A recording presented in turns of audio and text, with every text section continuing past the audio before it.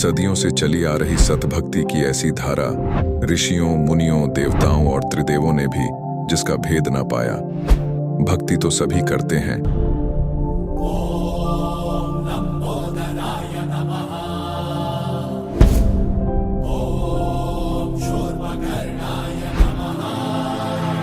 और हरदम यह सोच रहती है कि रहने के लिए आलीशान घर हो, घूमने के लिए बड़े बड़े पार्क हो, खाने पीने के लिए स्वादिष्ट भोजन हो, हम कभी बीमार ना हो, कभी दुखी ना हो और कभी भी ना मरे।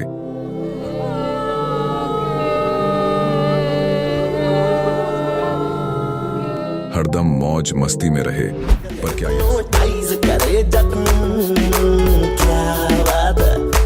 पर क्या यह संभव है? हम सब इतनी भक्ति करते हैं, व्रत करते हैं, श्राद्ध निकालते हैं, कावड़ लेकर आते हैं,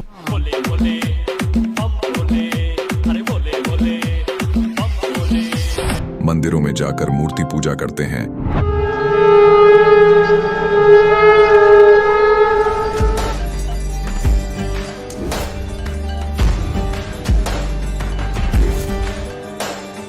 भानुकोटि भास्वरं भवाब्धितारकं परं नीलकण्ठमिप्सितार्थदायकं त्रिलोचनं कालकालमम्बुजाशमक्षशूलमक्षरम्। चर्च में जाकर प्रेयर करते हैं,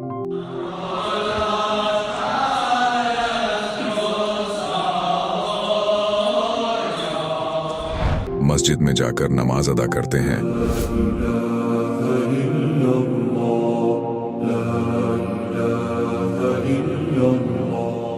अल्लाहु अकबर कबीरा, और गुरुद्वारों में जाकर माथा टेकते हैं,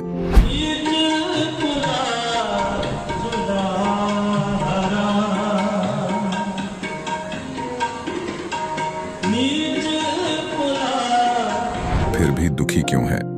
लेकिन क्या आप जानते हैं वो कौन सी भक्ति है? वो भक्ति जिसने मीरा को जहर से बचा लिया, ध्रुव और प्रहलाद की रक्षा की, अंधे को आंखें और बहरे को कान दिए, कोढ़ी को काया दी, दुखियों को सुखी जीवन दिया, मरने वाले को जीवन दान दिया और लाइलाज बीमारियों को दूर किया। जब संत रामपाल जी महाराज जी से दीक्षा ले ली थी, उसके बाद जब उनका कुछ विद इन मंथ कैंसर में राहत मिली। जैसे हम लोग परमात्मा का आदेश आया, हम लोग हॉस्पिटल गए और ऑपरेशन कराया। भगत जी 1 रुपया का भी दवाई माता जी को खाना नहीं पड़ा, और जो डॉक्टर कैंसर है बताते थे, वही डॉक्टर के मुख से हमने ये सुना भगत जी कि ये चमत्कार कैसे हो गया। तो हॉस्पिटल में दिखाया तो कैंसर घोषित कर दिया डॉक्टर ने यहाँ। तो फिर इसके इलाज के लिए घूमे, इलाज भी नहीं हुआ, तो फिर घर पे थक के बैठ गए। कैंसर के लिए जिंदल हॉस्पिटल में रहा, उसके बाद सपड़ा हॉस्पिटल में रहा, उसके बाद जयपुर में दिखाया, उसमें कोई इलाज नहीं हुआ। संत रामपाल जी महाराज जी ने चरणामृत प्रसाद दिया और आशीर्वाद दिया और भक्ति ज्ञान दिया, और उसके बाद मैं तंदुरुस्त हूँ। हर दिन में अपना सब कुछ खाता हूँ, मुझे कोई समस्या नहीं। मेरे को बीमारी ये थी सर कि ब्लड ट्यूब में मेरे को एक प्रकार का पस आ गया था और इन्फेक्शन हो गया था। उस इन्फेक्शन को डॉक्टर लोग वो कह रहे थे कि इसमें आपको ऑपरेशन करना पड़ेगा। आश्रम पहुंचने में परमात्मा का नामदान लिया और जो उन्होंने मुझे उपदेश दिया, उस उपदेश देने के बाद उन्होंने आशीर्वाद दिया। आशीर्वाद देने के बाद तत्क्षण में मेरा ये रोग वहीं के वहीं दर्द बिल्कुल ठीक हो गया। भक्ति सभी करते हैं, लेकिन उपरोक्त लाभ सिर्फ सतभक्ति से ही प्राप्त होते हैं। आज भी सतभक्ति करने वाले हजारों लाखों लोगों को शास्त्र अनुसार भक्ति का अद्भुत अनुभव प्राप्त हो रहा है। आइए जानते हैं ऐसे ही लाखों श्रद्धालुओं में से एक सतभक्ति करने वाले इस श्रद्धालु का अनुभव। नमस्कार जी। नमस्ते जी। क्या नाम है जी आपका? हेमांगिनी भोई। हेमांगिनी जी, आप कहाँ से हैं? जी मैं संबलपुर जिला से हूँ और उड़ीसा राज्य का। संत रामपाल जी महाराज से नाम दीक्षा आपने कब ली? जी मैं 2012 जनवरी 2 तारीख को नाम दीक्षा मिली संत रामपाल जी महाराज जी से। संत रामपाल जी महाराज से नाम दीक्षा लेने से पहले आप क्या भक्ति साधनाएं करती थी? जी जो आम जो चलती थी घर में, जो सिखाते थे, मम्मी पापा सिखाए थे, ब्रह्मा विष्णु महेश गणेश दुर्गा जी, इनकी भक्ति करती। जब मैं उनसे दुखी हो गई जी थी, फिर मैंने ब्रह्मा कुमारी ज्वाइन कर रखी थी 2011 में। 6 महीने में ब्रह्मा कुमारी की मैं सेंटर जाती थी जी। तो वहाँ पे मैं दुखी हो गई, क्योंकि 6 महीने के बाद जो मैं समझ में आया, कंक्लूजन ये मिला दैट कि जो ब्रह्मा कुमारी में जो मुरली आती है उसमें ये मुझे पता चला कि हम ब्रह्मा कुमारी में अच्छे गुण भर्ती करेंगे अपने अंदर और हम सत्य युग में जन्म लेंगे। मैं लेकिन मेरा ये एम था कि मैं जन्म मृत्यु से कैसे छुटकारा मिले, मुझे सच्चा परमात्मा का भक्ति कैसे मिले, मेरे यही खोज था। तो फिर मैंने बहुत दुखी हो गई। फिर मैं 6 महीने के बाद डिसकंटिन्यू कर लिया। फिर मैंने टीवी के जरिए ढूंढने लगी कि कहाँ है परमात्मा के ज्ञान, कहाँ है, कहाँ मिलेगा मुझे मुक्ति, कहाँ मिलेगी। अगर मैं ये ब्रह्मा कुमारी ज्वाइन करती तो फिर मुझे सत्य युग में जन्म लेना पड़ता। फिर मैं क्या की, हर टीवी चैनल में रविशंकर जी हो गए, जितने गुरु रहे सभी का मैंने सत्संग देखा। मुझे ढूंढना ये था कि भक्ति मार्ग सही कौन सा है जो मुझे नहीं मिल रहा है। फिर मुझे परमात्मा की दया से, संत रामपाल जी महाराज जी की दया से उनका मैंने देखा सत्संग, जो कि वो वेद गीता उठा के दिखा रहे थे। फिर मैंने भी मेरे पापा को गिफ्ट मिला था एक गीता, मैं उठा के लाई, जो संत रामपाल जी महाराज जी ज्ञान दे रहे थे, गीता था। तो फिर मैंने टैली किया, वही सही का सही मिला मुझे। गीता अध्याचार का जो भी लिखा है, जो कुछ भी लिखा है ज्ञान, सारा सही का सही पाया। फिर मुझे पता चला कि नहीं, ये तो हर धर्म के निचोड़ दे रहे हैं। हर धर्म, हिंदू मुस्लिम सिख ईसाई, सारे धर्म ग्रंथ जैसे कि बाइबल, गुरु ग्रंथ साहिब और कुरान शरीफ, गीता, वेद, संत रामपाल जी महाराज जी, वो सारा ज्ञान दिखा रहे थे। फिर मेरा विश्वास बढ़ गया। जब मैं टैली करने लगी, सारा निचोड़ दिखाया मैंने, सारा समझ गई मैं कि नहीं, कबीर ही भगवान है, कबीर ही वो अल्लाह परमात्मा है, जो संसार सारा उसके पीछे और किसी के कहीं भाग रहे हैं, जबकि परमात्मा है कबीर परमात्मा, जो कि संत रामपाल जी महाराज जी ज्ञान दे रहे हैं। सारा शास्त्रानुकूल साधना है। तो मैं इस तरह नाम दीक्षा लेने के लिए मैंने अपने मन ही मन ठान लिया, जब मेरे पास कुछ नहीं था, क्योंकि मैं पापा के घर में रहती थी। क्योंकि 2010 में मेरी शादी हुई थी, तो 2011 के अंदर मेरा एक बच्चा भी पैदा हुआ था, 1-2 दिन जिंदा रहा था, उसका डेथ हो गया। उसके बाद पति का डेथ हो गया था 1 साल के अंदर। फिर मैं दुखी हो गई थी, इसी वजह से मैं इस शरण में ढूंढ रही थी भगवान कहाँ है बोल के। जब मैंने एक किताब देखा, मैं सत्संग सुने, वहाँ पे एक पीली पट्टी थी, पीली पट्टी में नंबर लिखा था। हमने अपने एड्रेस भरा, मैं मम्मी के नाम से, मेरे नाम से, भाई के नाम से, मैंने 4 एड्रेस मैंने भरा था। तो उसमें तब 2011 की बात है, तब आई थी किताब भक्ति सौदागर का संदेश। उस किताब को पढ़ के मुझे ये पता चला कि नामदान कुछ चीज़ है, नामदान कुछ लेना पड़ेगा। फिर मैंने ठान लिया कि नहीं, मुझे जाना है बरवाला, वहाँ से मुझे नाम लेना है। फिर संत रामपाल जी महाराज की दया हुई जॉब मिलने के बाद, और फिर मैंने पापा को दिया था, पापा टिकट कटा लो और चलेंगे नाम लेने के लिए। बरवाले जाके हमने संत रामपाल जी महाराज से नाम दीक्षा लिए। संत रामपाल जी महाराज से नाम दीक्षा लेने के बाद क्या आपको कोई लाभ भी मिले? जी, संत रामपाल जी महाराज जी से नाम लेके हमको विशेष बहुत लाभ मिला। मानसिक तरीके से, फाइनेंशियली कंडीशन सारा ठीक हो गया। और मेरी जितनी बीमारी थी, मैं सिकल सेल की बीमारी हूँ, मैं बचपन से, मुझे खून चढ़ता था, हर साल में 1-2 बार चढ़ जाता था। और मेरे ये सिकल सेल में जो प्रॉब्लम होता है, जैसे कि ये कुहनी में गठिया जितना होता है सब दर्द होता है, और जो बंदा रहता है चल नहीं पाता है, काम कोई कुछ कर नहीं पाता है। जैसे कि मैं थी बहुत बीमार थी पहले।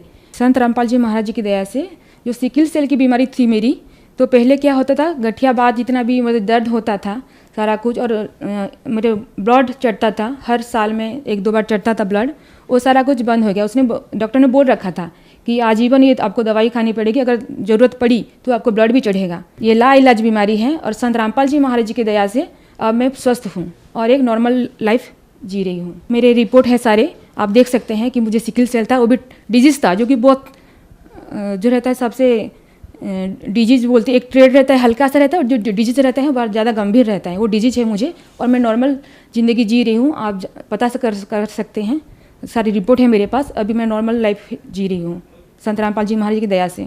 लाभ जैसे कि बहुत बार ऐसा हुआ, मेरी नौकरी जाने वाली थी, मैं पंचायत राज डिपार्टमेंट में काम करती हूँ, एक गवर्नमेंट जूनियर इंजीनियर हूँ। बात होता क्या है कि बहुत बार, एक बार बरवाला कांड हुआ था, तभी हम 20-25 दिन रुक गए थे उधर, हम सत्संग सुनने गए थे। तभी क्या हुआ, जब मेरे आने के बाद, तभी मेरी जॉब कॉन्ट्रेक्चुअल थी, 2014 की बात कर रही हूँ, 2014 नवंबर 18। तो मैं आई थी 25 तारीख को, मैं लौट आई थी उड़ीसा। तो फिर मैं वही नॉर्मल जॉब ज्वाइन की। मैंने जॉब ज्वाइन करने के बाद कोई एक शब्द भी मुझे नहीं बोला कि दैट कि क्यों तुम 25 दिन नहीं थी बोल के। ये है परमात्मा का, संत रामपाल जी महाराज जी का चमत्कार। और ऐसे सैकड़ों बार मुझे बचाए भगवान ने, हर एक्सीडेंट से, हर जगह से। ऑफिशियल में बहुत भी प्रॉब्लम हो, जो भी होता है, मालिक ऐसे परमात्मा संत रामपाल जी महाराज जी ऐसे सुलझा देते हैं, ऐसे पता भी नहीं चलता, सारा प्रॉब्लम का हल ही ऑटोमेटिक कर देते हैं संत रामपाल जी महाराज जी। उनका मंत्र में बहुत शक्ति है। परमात्मा की दया से, संत रामपाल जी महाराज की दया से प्रमोशन हुआ 2017 में प्रमोशन हुआ है, रेगुलर हुआ अभी, पहले कॉन्ट्रेक्चुअल था जी। और शारीरिक रूप से ठीक हूँ और मेरा मानसिक जो बीमारी था, मतलब मेरा स्थिति असंतुलन था, जैसे कि मुझे जितना दुख था सारे मुझे पता चला मैं कौन हूँ, मैं कहाँ हूँ, मुझे कहाँ जानी चाहिए, मेरे लाइफ ज़िंदगी का एम क्या है, मेरी ज़िंदगी के जीने का मकसद क्या है, मुझे मिला नहीं था। जब संत रामपाल जी महाराज का ज्ञान मिला तब मुझे पता चला कि ज़िंदगी का मकसद होना क्या चाहिए, भक्ति कैसे करनी चाहिए, क्या होनी चाहिए ज़िंदगी में जरूरी। टीवी पर आज जो दर्शक आपको देख रहे हैं, अगर वो परेशान हैं, दुखी हैं और संत रामपाल जी महाराज से नाम दीक्षा लेना चाहते हैं तो कैसे ले सकते हैं? मानव समाज से मेरा यही अनुरोध है कि आप संत रामपाल जी महाराज जी का ज्ञान सुनिए। देखिए आजकल वो आप टीवी में आता है, आपको उनका किताब मंगा सकते हैं, उनका साइट देखिए, गूगल पर सर्च करिए www.jagatgururampalji.org। आप यूट्यूब पर देख सकते हैं सतलोक आश्रम, आप देखिए, उनका ज्ञान सुनिए। अपने शास्त्रों से, अपने जो घर में जो भी रखा है आपने, गीता, वेद या गुरु ग्रंथ साहिब, किसी भी धर्म के हो आप उससे मिलाप कराइए कि आप बता रहे हैं ज्ञान, आप एक बार ज्ञान सुनिए और उनसे जुड़िए, जल्द ही जल्द उनसे जुड़िए। संत रामपाल जी महाराज जी खुद पूर्ण परमात्मा के अवतार हैं। वो संत रामपाल जी महाराज जी कोई मामूली इंसान नहीं, वो भगवान है। नाम दीक्षा आप देखिए, पीली पिट्टी आती है सत्संग के दौरान, या फिर आप नेट पर सर्च करें गूगल पर www.jagatgururampalji.org। आप वहाँ पर नंबर वगैरह मिलेगा, आप कॉन्टैक्ट करिए। आपको नज़दीकी जिले, हर स्टेट में आपको नामदान केंद्र मिलेगा, आप वहाँ पे कांटेक्ट करिए नंबर पे, आपको नज़दीकी नामदान केंद्र का पता चल जाएगा, आप जुड़ सकते हैं इजीली। धन्यवाद जी। नमस्ते जी। अब जगत गुरु तत्वदर्शी संत रामपाल जी महाराज जी के सत्संग के माध्यम से उस अद्वितीय आध्यात्मिक ज्ञान के बारे में जानते हैं जिसके माध्यम से आप भी प्राप्त कर सकते हैं ऐसे आध्यात्मिक, मानसिक और भौतिक सुख जो अभी तक आपने सिर्फ मीराबाई, ध्रुव, प्रहलाद जैसे कुछ ही भक्तों की जीवन कथा में सुने होंगे।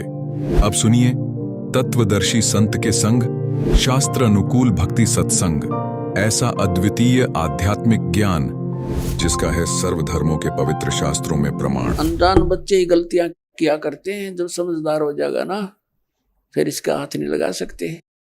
जैसे छोटा सा बच्चा सर्प को भी पकड़ लेता है और उसको डस देता है, वो मर जाता है, उसको ज्ञान नहीं कि कितना भयंकर जानवर है।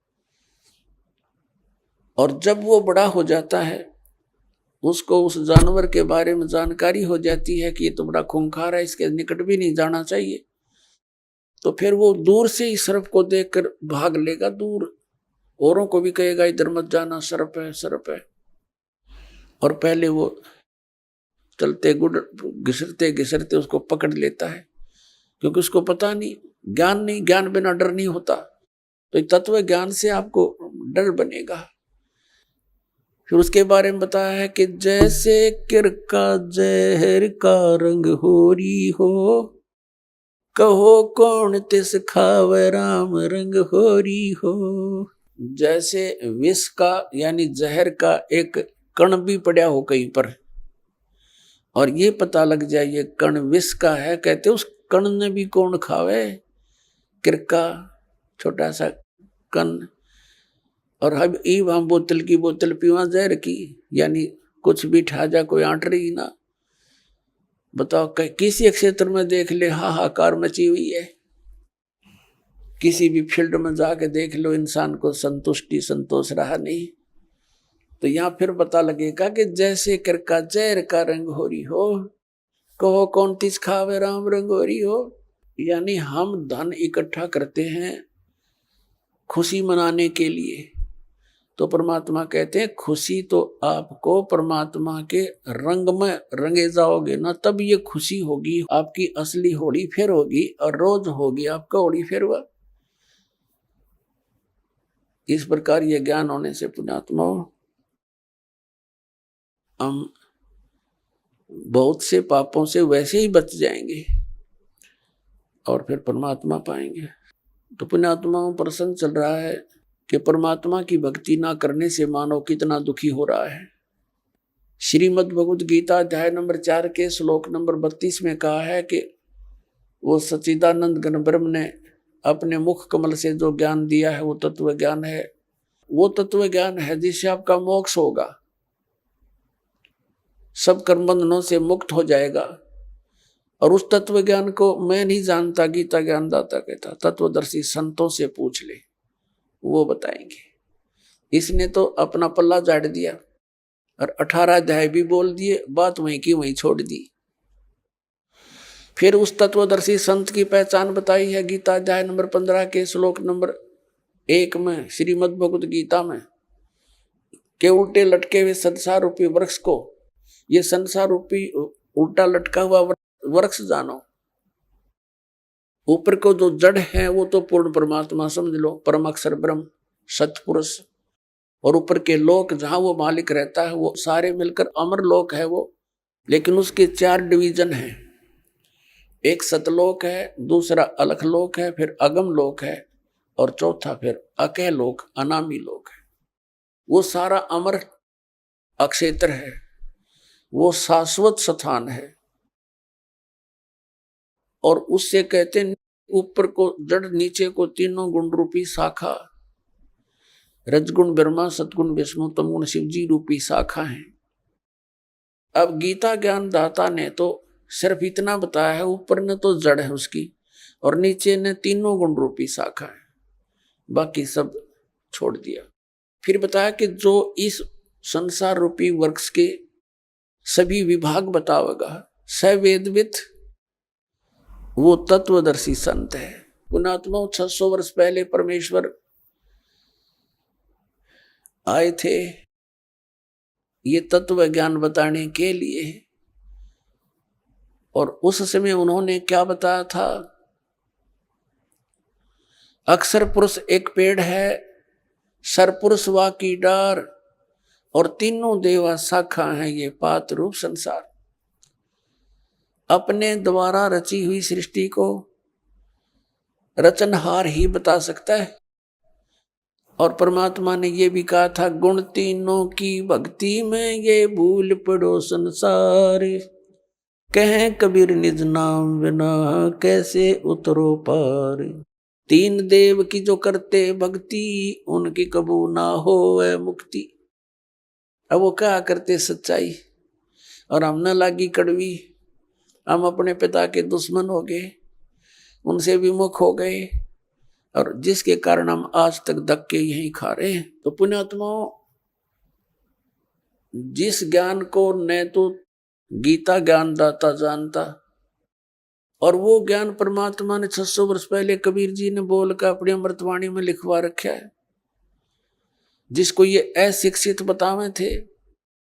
तो पुण्यात्माओं, ये भी एक विशेष रजादाता की, क्योंकि वो तो परमात्मा है, और परमात्मा का कोई भी जो क्रिया है, कोई भी कार्य है, उसमें कोई त्रुटि नहीं हो सकती।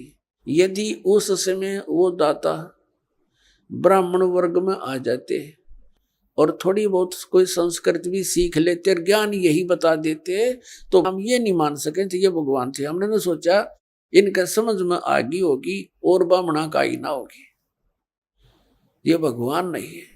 अब क्लियर हो गया, जो अक्षर ज्ञान जानता नहीं और वो ज्ञान बता रहा जो वेदों और हमारे पुराणों में लिखा हुआ है।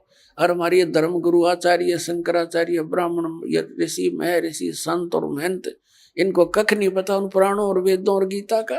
तो who is God? Kabir is God.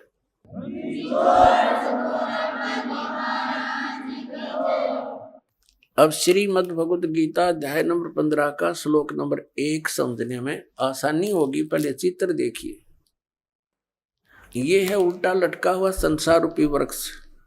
ऊर्ध्व मूलम अधः शाखम अश्वत्थम प्राहु अव्यम छंदासी यस्य प्रणानी। प्रणानी माने पत्ते। छंदासी यस्य प्रणानी ये तम वेद स वेदवित। ये देखिएगा श्रीमद् भगवत गीता, गीता प्रेस गोरखपुर से प्रकाशित है। जयदयाल गोविंद का इसके अनुवादक है। अध्याय नंबर 15 का ये पंचदशो अध्याय 15वां अध्याय है और प्रथम मंत्र है। ऊर्ध्व मूलम अधः शाखम अश्वत्थम प्राहु अव्यम छंदासी यस्य प्रणानी। यह तम वेद स वेदविद। वेद माने जानना भी होता है, और वेद ये चारों वेदों का भी बोधक है। ऊर्ध्व माने ऊपर को, मूलम माने जड़, और अधः माने नीचे को, शाखाएं। अश्वत्थम पराहु अवम, ये संसार रूपी पीपल का वृक्ष अविनाशी कहा गया है। छंदासी यानी इसके विभाग, छंद इसके पत्ते प्रणानी, इसके पत्ते ये जो हैं ये पत्ते आदि इसके विभाग हैं।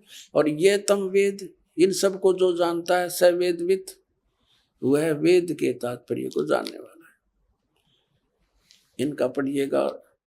आदि पुरुष परमेश्वर मूल वाले, यहां लिखना था आदि पुरुष परमेश्वर यानी पूर्ण परमात्मा रूपी ऊपर को जड़ वाले। ऊर्ध्व माने ऊपर को, अधः शाखा होना चाहिए था, नीचे को शाखा वाला। यो ब्रह्मा रूप मुख्य शाखा वाले गलत करके, क्योंकि इस देखो श्लोक नंबर 2 में 2 बार अधः शब्द है, अधः अधः, और इसका अनुवाद ही नहीं अंग्रेजों ने कर रखा है। देख, अधः माने नीचे, अधः माने नीचे। अरे यहाँ भूल गई, यहाँ करके कल्याण मारा। यहाँ लिखना था नीचे शाखम, कति सीधा, ऊर्ध्व मूलम, ऊपर को मूल वाला और नीचे को शाखा वाला। इस संसार रूपी पीपल के वृक्ष को अविनाशी कहते हैं। वेद जिसके पत्ते कहे गए, इन छंद माने वेद लिखे, ये देखा कल इनकी। छंदासी यानी विभाग हैं जिसके ये पत्ते आदि, और इन सब को, इस संसार रूपी वृक्ष को जो पुरुष मूल सहित यानी जड़ से लेकर पत्तों तक तत्व से जानता है, स वेदविद। संस्कृत भी पढ़ लो, यह कोई लंबी चौड़ी बात ना जीवते, हमने ध्यान ना दिया था इसकी ओर। स माने वह है, वेदविद माने वेद के तात्पर्य को जानने वाला, यानी तत्वदर्शी संत है वो, जो इसके सारे विभाग जानता है। तो वो कौन है, किसने बताया ये ज्ञान? कबीर परमेश्वर ने 600 वर्ष पहले, और रामानंद जी को जब उन चारों वेदों का ज्ञाता माना जाता था महर्षि रामानंद जी, और पुराणों को कंठस्थ याद कर रखा था। बाल ब्रह्मचारी और 104 वर्ष का हो गया था डले डोते ने, जब परमात्मा में लेते और सतलोक दिखाकर वापस छोड़ा था अपनी सतीथि से परिचित करा के, जब कहा था तुम साहेब तुम संत हो, तुम सतगुरु तुम हंस, गरीब दास तेरे रूप बिना और न दूजा अंश। तुम साहेब तुम संत हो, तुम ही साहेब माने परमात्मा हो, और तुम ही वास्तव में जो आपके अंदर गुण है, तुम ही वो संत हो, और तुम ही सतगुरु हो। सतगुरु माने सच्चा ज्ञान देने वाले। तो अब देखिएगा, ये उल्टा लटका हुआ संसार रूपी वृक्ष है। परमात्मा ने बताया था अक्सर पुरुष एक पेड़ है जो जमीन से बाहर दिखाई देता है, वो पोर्शन उसको वृक्ष बताते हैं, कहा जाता है। ये समझ लो एक वृक्ष है, और ये तना ये अक्षर पुरुष है, इसको परब्रह्म भी बोलते हैं। इतना पोर्शन समझो इस संसार रूपी वृक्ष का। और इसे एक मोटी डार निकली है, वो सरपुरुष है। ये अक्षर पुरुष, ये सरपुरुष, ये सरपुरुष, ये इतना है। इसके फिर 3 शाखा होगी। ये तीनों देवा शाखा हैं भाई, पाते रूप संसार। अक्षर पुरुष एक पेड़ है, निरंजन वाकी डारे। सरपुरुष को निरंजन भी कहते हैं, ज्योति निरंजन काल। सरब्रह्म भी कहते हैं इसको, सरपुरुष भी इसी का, काल ब्रह्म भी। ये तो डार है। और तीनों देवा शाखा हैं भाई, पाते रूप संसार। ये अमृतवाणी परमात्मा की। कबीर अक्षर पुरुष एक पेड़ है, निरंजन कहो, सरपुरुष कहो, वाकी डार, और तीनों देवा शाखा हैं, ये पात रूप संसार। अपने आत्माओं, परमात्मा कहा करते 3 देव की जो करते भक्ति, यानी भक्ति का अर्थ होता है इष्ट रूप में मान के उन पर आश्रित हो जाना। उनके अतिरिक्त और किसी की पूजा नहीं करते, यानी इष्ट रूप में मानकर जो साधना की जाती है उसके हम भक्त कहलाते हैं। तो क्या बताते हैं, तीनों गुण की भक्ति में ये भूल पड़ो संसार, और कह कबीर निज नाम बिना तुम कैसे उतरो पार। अब फिर देखिएगा गीता अध्याय नंबर 15 का श्लोक नंबर 2, 15 का और श्लोक नंबर 2 में कहा है, उस संसार की तीनों गुण रूप, जल से बड़ी हुई नहीं, तीनों गुण रूप शाखाएं, विषय परवाला शाखा, संस्कृत भी पढ़ लेंगे, विषय परवाला शाखा, यानी ये विषय भोग रूप कोपलों वाली देव मनुष्य त्रिक आदि योनि रूपी शाखा नहीं, विषय विकारों वाली शाखा है तीनों गुण, रजगुण ब्रह्मा सतगुण विष्णु तम गुण शिव जी। नीचे और ऊपर फैली हुई है, सर्वत्र नहीं है ये। ऊर्ध्व माने ऊपर और अधः माने नीचे फैली हुई है। और मनुष्य लोक में कर्मानुबंधनी यानी कर्मों के अनुसार बांधने वाली, जैसा जिसने कर्म किया है इतना ही फल देते हैं, ये जकड़े रखते हैं तीनों देवता। ये इसकी मुख्य है, जड़ है ये, संसार रूपी वृक्ष की जड़ नहीं। हमें या बांधे रखने, कर्मानुसार या बांध रखने की ये मूल कारण है। ये ब्रह्मा विष्णु महेश, ये नीचे और ऊपर व्याप्त हो रही है, सब जगह नहीं। अब तीसरे में क्या कहा कि उस संसार वृक्ष का स्वरूप जैसा कहा गया है वैसा यहाँ विचार काल में गीता ज्ञानदाता कहता है, जैसा इसके विषय में जानकर बताते हैं वो यहाँ नहीं पाया जाता। वो इस संसार रूप वृक्ष का जैसा स्वरूप कहा है वैसा यहाँ विचार काल में, यानी तेरे और मेरे गीता जी के विवेचन में, डिस्कशन में नहीं पाया जाता। यानी मैं नहीं बता पाऊंगा इसकी पूरी जानकारी, क्योंकि इसकी न आदि और न अंत है। गीता ज्ञानदाता कहता मैं इसके आदि और अंत से परिचित नहीं हूं और न इसकी अच्छी प्रकार से स्थिति है। इसलिए इस सुविरुद्ध मूलम अति दृढ़ मूल वाले, ये नहीं अति दृढ़ मूल वाले, क्योंकि ऊपर को जो जड़ रूपी है, जो ऊपर जो जड़ बच गई, जैसे आपने ये देखा, अब यहां तक तो आपने देख लिया, देखिएगा अब यहां तक तो आपने देख लिया कि ये अक्षर पुरुष तो एक पेड़ हो गया जमीन से बाहर, सरपुरुष इसकी डार हो गई, तीनों देवा शाखा हो गए, हम पात रूप में समझ ले। लेकिन ये जड़ भी शेष बच गई, ये है वो पूर्ण परमात्मा। इसको पूर्ण ब्रह्म कहो, परमेश्वर कहो, परम अक्षर ब्रह्म कहो, तो ये जड़ है। अब जड़ से ही सारी खुराक मिलती है पौधे से पेड़ को, तो सबका धारण पोषण करने वाला भी यही परमात्मा हुआ, जो जड़ रूपी यानी परम अक्षर ब्रह्म परमात्मा है। ये जड़ है, ये परम अक्षर ब्रह्म है। ये है कौन?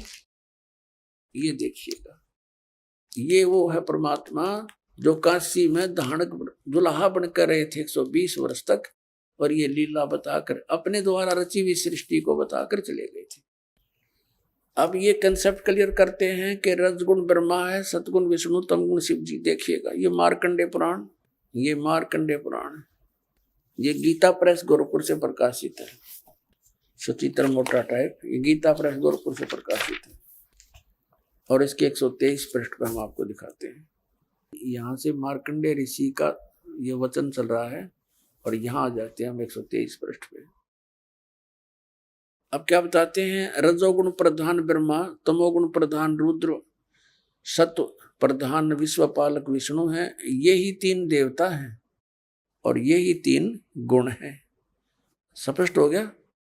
रजगुण ब्रह्मा, सतगुण विष्णु, तमगुण शिव जी, यही तीनों देवता हैं और यही 3 गुण, तीनों देवता कहो या 3 गुण कहो, एक बात है। और कति कंसेप्ट क्लियर करते हैं। देवी भागवत के अंदर संस्कृत भी साथ है। अब हम संस्कृत भी पढ़ लेंगे, कोई बड़ी बात नहीं है। अथ श्रीमद देवी भागवत सभाष्टिकम समात्यम, खेमरा श्री कृष्ण दास प्रकाशन, मुंबई से ये छपी है। इसके 3रे स्कंद के 11वें पृष्ठ पे ये 3रा स्कंद है। अथ श्री मद देवी भागवते भाषा टीका युक्ते 3य स्कंद प्रारंभते। ये 3रा स्कंद प्रारंभ होता है संस्कृत सहित और टीका सहित है। इसका ये प्रश्न नंबर 11 है। और ये देखिएगा इसका अध्याय नंबर 5 है, ये अध्याय 5, और इसके 8वां श्लोक पढ़ेंगे 5वें अध्याय का, 3रे स्कंद का। ये 7वां या समाप्त होता है, 8वां या प्रारंभ होता है। हे माता, भगवान शंकर अपनी माता दुर्गा से कह रहे हैं, यदि हमारे ऊपर आप सदा आप दया युक्त हो तो हमको तमोगुण में किस प्रकार प्रदान किया है। ब्रह्मा रजोगुण और हरि सतगुण युक्त किए हैं, क्यों किए हैं। अब हम संस्कृत भी पढ़ेंगे, देखिएगा। ये 7वां समाप्त हुआ, 8वां श्लोक प्रारंभ होता है। यदि दया धर्मना न सदाम्बिके कथम अहम विहित च। शंकर भगवान कहते हैं कथम अहम, मैं बना दिया, विहित च, अंबिके माने माता, तमोगुण है, मैं तमोगुण क्यों बना दिया। कमल जय, कमल से उत्पन्न होने वाले ब्रह्मा को रजोगुण संभाव है, रजोगुण क्यों उत्पन्न कर दिया। और सुहित है क्यों सतोगुण हरि, विष्णु जी को सतोगुण क्यों बना दिया। इति सिद्धम रजगुण ब्रह्मा सदगुण विष्णु तम गुण शिव जी। अब आइएगा श्रीमद् भगवद गीता अध्याय नंबर 15 के श्लोक नंबर। अब एक तो हमने पढ़ लिया, समझ भी लिया, ऊपर को जड़ वाला, ऊर्ध्व मूलम अधः शाखम, ऊर्ध्व मूलम अधः शाखम। ये पहली कक्षा के सा कैदा हो जाएगा आपके लिए, कुछ दिनों में देख लेना। ऊर्ध्व माने ऊपर ने, मूल है जड़ है, समझो। ऊपर को मूल वाला, नीचे को शाखा वाला। ये संसार रूपी पीपल का एक अविनाशी वृक्ष कहा गया है। छंदासी यस्य प्रणानी, जिसके ये विभाग हैं, पत्ते आदि सब विभाग हैं। तम वेद, ये तम वेद, ये माने जो, तम माने उस अज्ञान अंधकार में छुपे हुए को जानता स वेदविद, वो तत्वदर्शी संत है। इन्होंने तड़ंगा अड़ा रखा है, आदि पुरुष परमेश्वर मूल वाले, ये तो यहाँ तक ठीक लिख दिया। ब्रह्मा रूप मुख्य शाखा वाले, इनकी बुद्धि उड़े घसड़े थी, उल्टी सुल्टी। और फिर कहे संसार रूपी पीपल के वृक्ष को अविनाशी कहते हैं, वेद जिसके पत्ते कहे। और उस संसार रूपी वृक्ष को जो पुरुष मूल सहित यानी जड़ सहित जानता है, जड़ से लेकर पत्तों तक जानता है, तत्व से जानता है, स वेदविद, वह वेद के तात्पर्य को जानने वाला है। अब देखना, अब इस संसार रूपी वृक्ष के क्या बताया है कि उस संसार रूपी वृक्ष की तीनों गुण रूपी, ये अनुवाद गलत कर रहे हैं, विषय पर वाला शाखा, विषय विकारों वाली ये शाखा, रजगुण ब्रह्मा सदगुण विष्णु तम गुण शिव जी, तीनों गुण रजगुण ब्रह्मा सदगुण विष्णु तम गुण शिव जी रूपी शाखाएं नीचे और ऊपर फैली हुई है। और मनुष्य लोक में कर्मानुसार यही हमें यहाँ पर फंसा कर रखते हैं, बांध कर रखते हैं, ये ऊपर नीचे व्याप्त है। और फिर बताया है 3रे में, इस संसार रूपी वृक्ष का स्वरूप जैसा कहा है वैसा यहाँ विचार काल में, यानी तेरे और मेरे गीता जी के डिस्कशन में नहीं पाया जाता। मैं नहीं बता पाऊंगा तुझे, इसका आदि और अंत मुझे ज्ञान नहीं, और न इसकी अच्छी प्रकार कोई स्थिति है। इसलिए इस सुविरुद्ध मूलम यानी अति दृढ़ मूल वाले, क्योंकि वो परमात्मा का जो ऊपर का क्षेत्र और भगवान वो तो अविनाशी है, अब पे अति दृढ़ है। और संसार रूपी पीपल के वृक्ष को दृढ़, इन्होंने क्या कहा, असंख्य शस्त्रेण छितवा, इसका अर्थ बनता है वैराग रूप शस्त्र द्वारा नहीं, तत्व ज्ञान रूपी शस्त्र द्वारा काट कर, यानी उस तत्व ज्ञान से समझ कर उसके पश्चात, ये 4था श्लोक यहाँ अनुवाद है इसका, उसके पश्चात परम पद रूप परमेश्वर को भली भांति खोजना चाहिए, जिसमें गए हुए पुरुष लौटकर संसार में नहीं आते, और जिस परमेश्वर से इस पुरातन संसार वृक्ष की प्रवृत्ति विस्तार को प्राप्त हुई है, उसी आदि पुरुष नारायण के मैं शरण हूं। इस प्रकार दृढ़ निश्चय करके उस परमेश्वर का मनन और निधिध्यासन करना चाहिए। परपदे माने उसकी पूजा करनी चाहिए, निधिध्यासन नहीं, परपदे माने पूजा।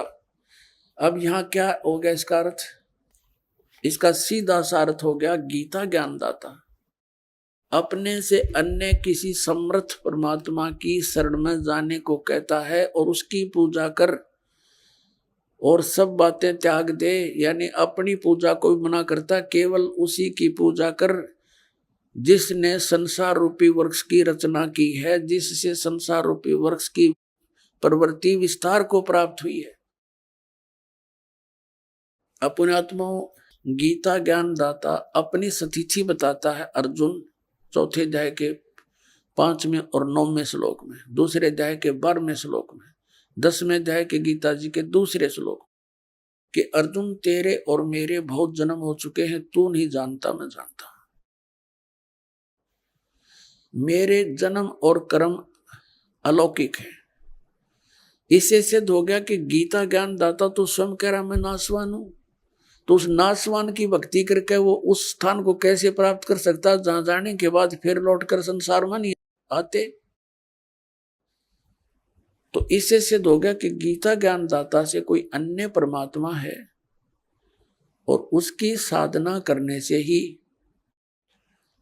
ये जन्म और मृत्यु का दीर्घ रोग कटेगा।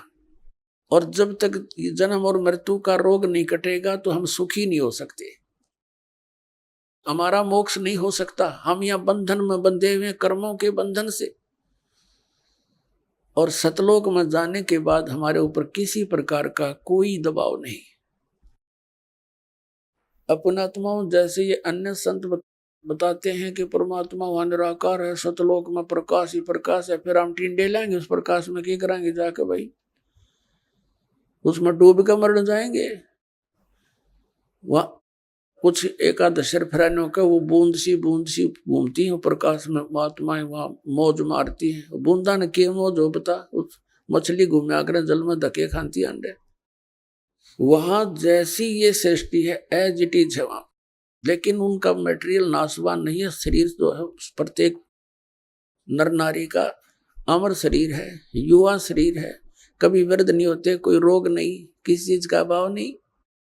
अब यहाँ क्या करते हैं हम, जिसके पास थोड़े से पैसे हो जाएं, बच्चों की हो जाएं छुट्टियां, फिर धक्के खान जाएंगे हम शिमला और कुल्लू और मनाली में सैर सपट्टे करने के लिए। और वहां कितने दिन रहेंगे, 5-4 दिन के बाद जेब खत्म हो जाए, फिर वापस वहीं आकर के सारा दिन उसी गर्मी में फिर रहना। तो हम इन सैर सपट्टियां वहां करा कराएंगे सतलोक में, कभी ना कोई काम करना, ना मृत्यु होनी, ना वृद्ध अवस्था आनी, ना राग द्वेष कति नाम मात्र का नहीं है। पर अपना आत्मा यहाँ तो ना जाने कितना अच्छा आदमी दिखता और के बिजली डाल दे 1 मिनट में घर के ऊपर, परिवार सदस्य के कोई मुकदमा कर दे, कोई और पैसे लेकर ना दे, खेचा तानी लट्ठम लट्ठा मुकदमेबाजी। तो वहां ऐसा कुछ नहीं है। और पुण्यात्मा यहाँ देख लो आप, हम बूढ़े ना हुआ और मौत ना हो, चाहे हमारा कितना दुख आ जाओ कोई प्रॉब्लम नहीं, हम तो क्यों कति आदि बन गया इसके साथ खेचम खेचा रहने के। तो वहां तो कोई दुख भी नहीं, तो वहां की रुचि बनेगी आपकी। अब यहाँ तो डेथ होनी है, ये तो आप पल्ला गांठ मार लो, ना समझ में आओ तो अब यह तो होनी है, ये तो अंडरस्टूड है, सबने मालूम है। और फिर यहाँ जिस कोठी और बंगले और पुत्र और पुत्रियों को, इन कारों को आप अपना मान रहे हो, ये आपकी कहाँ है? मृत्यु होते ये तो खत्म आपसे, फिर इनकी आशा क्या रखेंगे? क्योंकि यहाँ इस ज्ञान से आपकी आशा हटेगी और यह सच्चाई के आधार से हटेगी। यहाँ से इनमें कति आस्था नहीं रहते। आप यहाँ कितने सुख से रह रहे हो, आपको पता चल जाएगा ये ठिकाना ठीक नहीं। तो फिर हम क्यों ना रुचि, फिर यहाँ से आशा हटेगी तो वहां लगेगी। और जहां आशा ता वासा हुई, मन कर्म वचन सुमरियो सोई, तो उसमें रुचि बनेगी आपकी। ये कोई कितनी बात बनाता हो, वहां लीन हो जाएंगे। लीन कौन होना चाहेगा लीन, ये तो कहने की बातें हैं। तो परमात्मा ने आकर के वो ज्ञान दिया और आंखों देखा। उन महापुरुषों ने बताया जिन्होंने परमात्मा को देखा, वहां से वापस आके बताया कि वो, लेकिन उन्होंने ऐसे कोड वर्डों में लिखा है, वो जनसाधारण को समझ नहीं सकता। उसके लिए टीचर की आवश्यकता छोड़ गए भगवान कबीर साहब कि गुरु बिन माला फेरते, गुरु बिन देते दान, गुरु बिन दोनों निष्फल हैं चाहे पूछो वेद पुराण। गुरु बिन वेद पढ़े जो प्राणी, समझे न सार रहे अज्ञानी। गुरु बिन काहू न पाया ज्ञाना, जो थो था बुस छड़े मूड किसाना। तो गुरु को इतना महत्व इसलिए दिया कि वो ऐसे कोड वर्डों में लिख गए परमात्मा कबीर साहब अपनी वाणी को लिखवा गए कि कबीर पंथी नहीं समझ सके, क्योंकि काल ने कहा था कि तेरे नाम से मैं 12 पंथ चलाऊंगा, 12 पंथ करूं मैं साजा, नाम तुम्हारा ले करूं आवाजा। 12 पंथ नाम जो ले ही, हमरे मुख में आन समोई। और अनेक पंथ चलाऊं, या विद जीवों को भरमाऊं। जाओ जोग जीत संसारा, जीव न माने कहा तुम्हारा। जीव तुम्हारा कहा न माने, हमारी ओढ़ हो बाद बखाने। अब ये कबीर पंथी नहीं समझ सके परमात्मा की महिमा को, और कबीर सागर न पढ़ रहे, ये कबीर वाणी पढ़ रहे न, तो पीढ़ी की पीढ़ी चली गई इनकी 1500-600 साल में, और ये कख नहीं समझ सके सतलोक और सतपुरुष के बारे में। इसलिए आदरणीय धर्मदास साहिब जी से परमात्मा ने कहा था, धर्मदास मेरी लाख दुहाई, ये मूल ज्ञान की तो बाहर ना जाए। मूल ज्ञान बाहर जो पढ़ी, या बिचली पीढ़ी हंस नहीं तरही। तो इसलिए परमात्मा ने इस काल के साथ आंख में चौनी करके, और अब आपको शिक्षित बनाना पड़ा ना, ये विष आपको कतई नहीं खान दे भगवान। चौथा युग बीत गया था, ये विष हमारे निकट नहीं आने दिया है शिक्षा का, इतनी बेईमान बनाती है ये। लेकिन अब काल ने कहा था उनको इतना गिरा दूंगा, नकली पंथ तेरे नाम तो कबीर नाम से पंथ चलवा दूंगा हैं। और कबीर कबीर सदगुरु है, कबीर साहब हैं, हम कबीर पंथी हैं, गीत गाया करेंगे। उनके पास मंत्र वो है नहीं जिससे मोक्ष होगा, तो मेरे मुंह में फंसे रहेंगे। उन 12 उन पंथों में जो नाम लेगा वो मेरे ही मुख में रहेगा। अब परमात्मा ने दया करी, पुण्यात्माओं इस दास को भेज दिया अपना रिप्रेजेंटेटिव बना के, और वो बुद्धि दे दी उस दास को परमात्मा ने। कबीर जी ने अपने द्वारा लिखे हुए उन कोड वर्डों को अब इस दास के द्वारा सार्वजनिक करा रहा आपके सामने।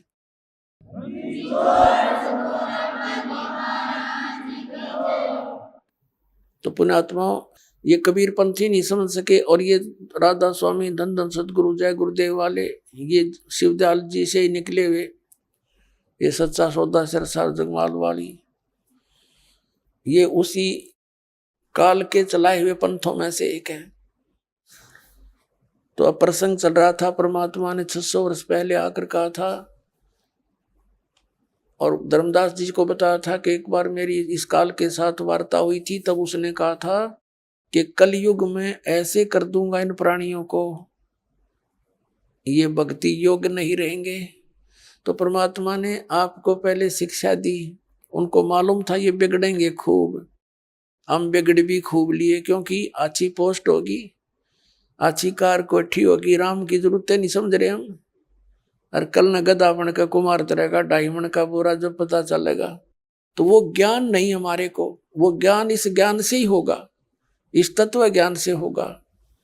तो पुण्यात्माओं अब हमने वो मोक्ष प्राप्त करना है, जहां जाने के बाद फिर लौटकर हम कभी संसार में नहीं आते। तो वो कौन है? वो परम अक्षर ब्रह्म है, वो सतपुरुष अमर पुरुष है।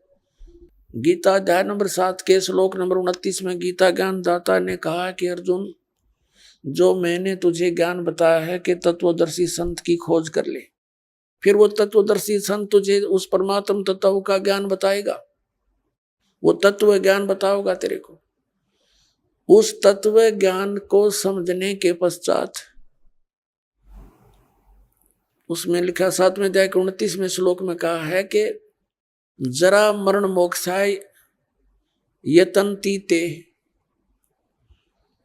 जो माम आश्रित है, यानी मेरे द्वारा दिए गए इस ज्ञान को आश्रय बनाकर तत्वदर्शी संत की खोज कर लेते हैं, और जो केवल यहाँ जरा माने बुढ़ापा, वृद्धावस्था का दुख, मरण माने मृत्यु, जरा और मरण से छूटने के लिए जो प्रयत्न करते हैं और संसार की किसी वस्तु की जो डिमांड नहीं रखते, वे तत् ब्रह्म विदु, ब्रह्म तत्व विदु, और वो उस परमात्मा तत्व ब्रह्म को जानते हैं, और अखिलम अखिलम च अध्यात्म, सारे अध्यात्म को जानते हैं और सभी कर्मों से परिचित है। यहाँ के सभी कर्मों से और पूरे अध्यात्म मार्ग से वो लोग परिचित हैं जो केवल जरा और मरण से मोक्ष के लिए ही प्रयत्न कर रहे हैं। 8वें अध्याय के प्रथम श्लोक में गीता ज्ञानदाता से अर्जुन ने पूछा, किम तत्ब्रह्म, जिस तत्ब्रह्म को जानकर प्राणी केवल जरा और मरण से इस कष्ट से छूटने का प्रयत्न करता है, तो वो तत्ब्रह्म क्या है, कौन है वो भगवान? गीता ज्ञानदाता ने गीता अध्याय नंबर 8 के श्लोक नंबर 3 में उत्तर दिया है, वो परम अक्षर ब्रह्म है। देखिएगा अध्याय नंबर 7 का श्लोक नंबर 29, ये 29 नंबर है। इसमें कहा कि जरा मरण मोक्षाय माम आश्रित ये तंती ये। अभी आपने सुने जगत गुरु तत्वदर्शी संत रामपाल जी महाराज के मंगलमय सत्संग प्रवचन। आइए अब सुनते हैं उन भक्तों के अनुभव जिन्होंने संत रामपाल जी महाराज के प्रमाणित ज्ञान से प्रभावित होकर नाम दीक्षा लेकर अनेकों लाभ प्राप्त किए। नमस्कार सर। नमस्कार जी। सर क्या नाम है आपका? मेरा नाम सनातन दास है। सनातन जी आप कहाँ से हैं? मैं उड़ीसा के सुंदरगढ़ डिस्ट्रिक्ट से हूँ। संत रामपाल जी महाराज से नाम दीक्षा आपने कब ली? मैंने संत रामपाल जी महाराज से 18 जुलाई 2013 को नाम लिया। संत रामपाल जी महाराज से नाम दीक्षा लेने से पहले आप क्या भक्ति साधनाएं करते थे? संत रामपाल जी महाराज से नाम दीक्षा लेने के पहले हमारे घर में मतलब ज़्यादा पितृ पूजा करते थे और ऐसे किसी देवी देवता को नहीं मानते थे, तो सिर्फ पितृ पूजा ही करते थे।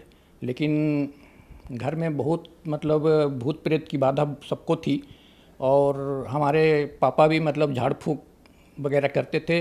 माता को भी मतलब माँ की मतलब मंगला माँ जैसे हम लोग ने इधर उड़ीसा में बोलते हैं, वो माता उनको लगती थी और वो जब माता उनको ऊपर आते थे तो सारी बात बताते थे, मतलब जैसा भी मतलब उनके ऊपर माता जी का मतलब सवार आता था। तो यही सब पूजा से हम लोग अवगत थे। मैं जगन्नाथ मंदिर गया हुआ हूँ, लेकिन जो हमारे घर में जो पूजा पितृ पूजा को ही ज़्यादा श्रेष्ठ मानते थे और उसी का पूजा हम करते थे। तो फिर आप संत रामपाल जी महाराज की शरण में कैसे आए? ऐसा हुआ कि हमारी माता जी थी, 90 वर्ष की थी और वो हमारे घर से मतलब सीढ़ी है, 2-4 सीढ़ी है, जो वहाँ से उतरते समय मतलब वो गिर गई। गिरने के बाद मतलब उसकी जांघ की हड्डी टूट गई और उनका ऑपरेशन कराना पड़ा। तो जब ऑपरेशन हो जाने के बाद फिर वो चल फिर नहीं पाई, क्योंकि उनकी उम्र बहुत हो चुकी थी, 90 वर्ष की। तो बेड के ऊपर ही मतलब पैखाना पेशाब सारे करते थे, खाते पीती भी उसी बेड पर ही उनको नहलाना वलाना पड़ता था।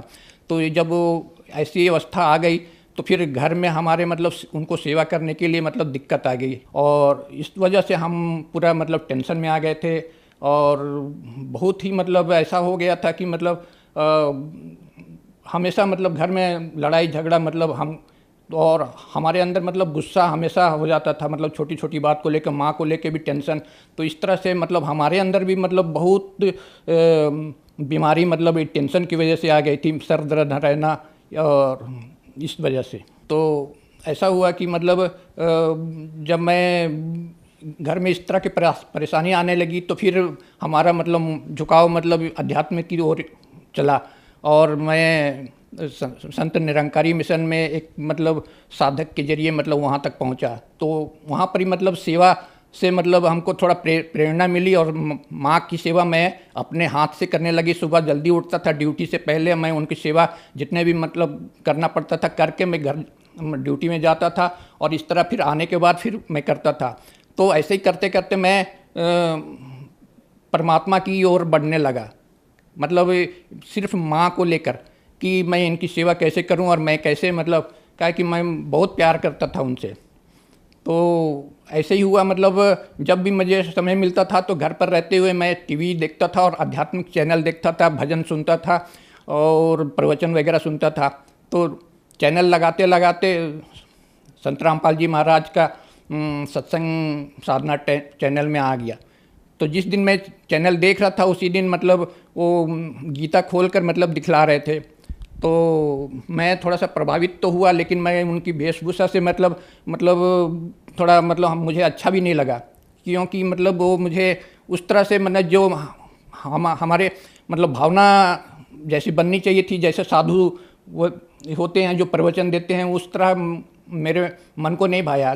तो फिर बाद में क्या, मैं गीता को देखा कि मतलब वो प्रमाण देकर बता रहे थे, तो थोड़ा थोड़ा रुचि बढ़ने लगी और मैं ऐसा हुआ कि मैं प्रतिदिन मतलब साधना चैनल उसी समय पर देखने चालू कर दिया। और जब ये हुआ कि मैं जब निरंकारी मिशन में मतलब 1 साल ही हुआ था, सिर्फ माँ की वजह से, सेवा करने की वजह से, तो सेवा से तो प्रेरणा हुई, लेकिन मैं जब संत रामपाल जी महाराज का जब ज्ञान सुना तो मैं सीधा मतलब इनकी ओर मतलब आकर्षित हुआ और मैं वो मतलब 15 दिन के अंदर ही मैं सिर्फ बरपाला के लिए मैं प्रस्थान किया और वहाँ जाकर 18 जुलाई 2013 को नाम दीक्षा ली संत रामपाल जी महाराज से। संत रामपाल जी महाराज से नाम दीक्षा लेने के बाद आपको क्या लाभ मिले? संत रामपाल जी महाराज से नाम दीक्षा लेने के बाद सबसे पहले तो मुझे अध्यात्म में मतलब परमात्मा की प्राप्ति हुई, सच्चा भगवान, सच्चा सद्गुरु और सच्चा नाम प्राप्त हुआ। दूसरा क्या है, हमारे मतलब मानसिक रोग, जैसे मतलब हमारे आर्थिक स्थिति को लेकर मानसिक तनाव भी हमारे बहुत थे। मतलब बहुत कम सैलरी में प्राइवेट जॉब करता था टेक्निकल लाइन में, तो बहुत कम ही मतलब बहुत मेहनत करनी पड़ती थी और सैलरी बहुत कम मिलती थी। जैसे हमारा घर का गुजारा नहीं होता था, हमारे छोटे छोटे बच्चे सब पढ़ते लिखते थे माँ को लेकर, और उनको ऑपरेशन वगैरह जो भी है, हमारे मतलब घर में हम भाड़ा मतलब रेंट में रहते थे, तो ये सब वजह से मैं उतना बेयर नहीं कर पाता था। और ये सब परेशानी को लेकर मतलब मानसिक तनाव भी था, आर्थिक तो थी और ये हमारे मतलब शारीरिक प्रॉब्लम भी थी। शारीरिक प्रॉब्लम ये थी कि मैं जो भी साधु संत हमारे द्वार पर आते थे तो हम लोग मतलब उनसे खाली मतलब ये जानना चाहते थे कि हमारे मतलब भाग्य में क्या लिखा हुआ है। हाथ दिखाने की चाह थी। वो हमारे जो पत्नी थी वो भी मतलब कोई भी साधु संत आते थे तो उनको हाथ दिखाते थे। तो सभी ने मतलब प्राय सभी ने ये बताते थे कि आपकी पति की मतलब आयु 50 से 52 वर्ष की है और इसके बाद उनकी मृत्यु हो जाएगी। उसके बाद मतलब आप भी 3-4 साल तक मतलब आपकी भी मृत्यु हो जाएगी उनके मरने के बाद, और वो 3-4 साल मतलब आपको बहुत ही कष्ट होगा। तो इस तरह से मतलब 50 और 52 के बीच का मतलब मैं खाली समय मतलब मैं ये करने लगा। तो ठीक हमारी जो माँ की मतलब जो एक्सीडेंट हुई थी मतलब गिर कर मतलब पाँव की, तो वो ठीक समय था मतलब हमारा मतलब 48 ईयर्स में हमारा चल रहा था, और 2 साल के बाद हमारी माता स्वर्गवास हो गई। उसके बाद हमारा शारीरिक मतलब जो मतलब 48 के बाद से हमारा मतलब शारीरिक स्तर गिरने लगा। मुझे माइग्रेन हो गया और कमर दर्द हो गया, गैस्ट्रिक की बीमारी मुझे बचपन से ही था, दवा मैं सब हमेशा खाता था। और उसके बाद मतलब जब 42-45 के आसपास मुझे मतलब बीपी की भी शिकायत रहने लगी और शुगर की भी, मतलब तो इस तरह मेरे सारे रोग मैंने धीरे धीरे मतलब मुझे जकड़ रखा था। दांत की भी प्रॉब्लम थी, मैं खाना खा नहीं पाता था। तो मुझे हमारी पत्नी मतलब उसको ग्राइंड करके, मतलब ग्राइंडिंग मशीन में ग्राइंड करके देती थी। तो इस वजह से मैं शारीरिक का स्तर मेरा पूरा गिर चुका था। हमारे शरीर का मतलब आप हर मतलब जो ये है हड्डी है वो गिन सकते थे मतलब उस समय। तो इस वजह से मैं पूरा टेंशन में रहता था कि 50 बरस जैसे भी होने लगा तो मैं बहुत ही मतलब दुर्बल हो गया। और दुर्बल हो के मतलब मैं सोच रहा था कि बस अब हम बताते थे कि मतलब 50-52 की वर्ष वायु में मतलब आपकी मृत्यु हो जाएगी। तो भविष्यवाणी के अनुसार हमारी मतलब आयु मतलब 50-52 के आसपास ही हो रही थी। तो मुझे चारों ओर से मतलब बीमारियों ने घेर लिया, जैसे कमर की दर्द, सर की दर्द, दांत की दर्द और गैस्ट्रिक की प्रॉब्लम तो मुझे बचपन से ही थी। डायबिटीज़ भी हो गई थी और ब्लड प्रेशर भी मेरा हाई हो गया था। गैस्ट्रिक मतलब बचपन से थी, जिस कारण से मुझे अल्सर हो चुका था और डॉक्टरों ने मतलब बता दिया था कि आप जल्द से जल्द मतलब ऑपरेशन की तैयारी कर लीजिए। तो आर्थिक स्थिति की वजह से मैं ऑपरेशन नहीं कर पा रहा था। क्या है कि हमारे छोटे छोटे बच्चे थे, बहुत मतलब खर्च बहुत ज़्यादा था, हम कम सैलरी में हम गुजारा करते थे। तो इस वजह से मैं सोच रहा था मरना तो है फिर।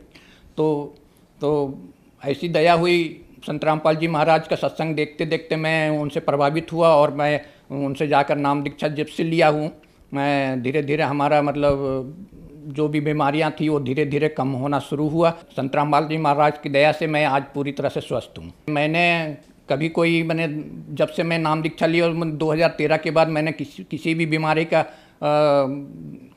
कोई भी दवा नहीं खाया हूँ और आज मैं पूरी तरह से ठीक हूँ। कोई भी बीमारी हमारे पास नहीं है। मुझे जो डायबिटीज़ थी और गैस्ट्रिक थी, गैस्ट्रिक के बाद मुझे अल्सर हो गया था और अल्सर में वो डॉक्टरों ने ऑपरेशन के लिए कह दिया था। उस समय मुझे परहेज भी करता था, दवा भी खाता था और जब से मैं संत रामपाल जी महाराज से नाम दीक्षा लिया हूँ, ना परहेज करता हूँ ना दवा खाता हूँ, मैं पूरी तरह से स्वस्थ हूँ। और हमारे घर में पूरा शांति है। पहले मतलब हर चीज़ के लिए मैंने घर में अशांति बनी रहती थी। पूरी तरह से सबने नाम दीक्षा ले लिया, संत रामपाल जी महाराज से सबने दीक्षा ले ली है और अभी पूरी तरह से हम खुशहाल हैं। पहले शराब भी पीता था और मांस वगैरह भी खाता था। हमारे घर में ही मतलब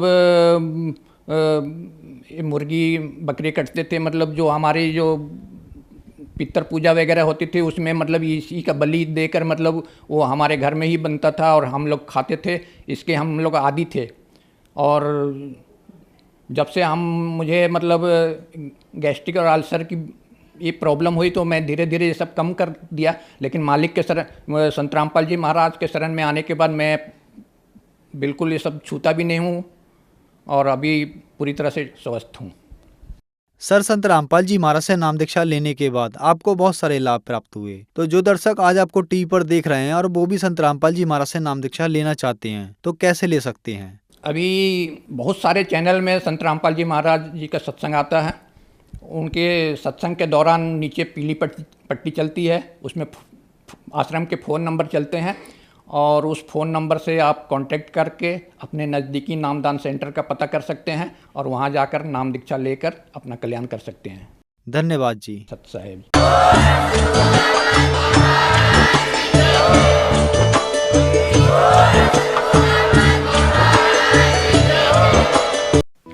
आप सुन रहे थे जगत गुरु तत्वदर्शी संत रामपाल जी महाराज के मंगल प्रवचन। अधिक जानकारी के लिए संपर्क करें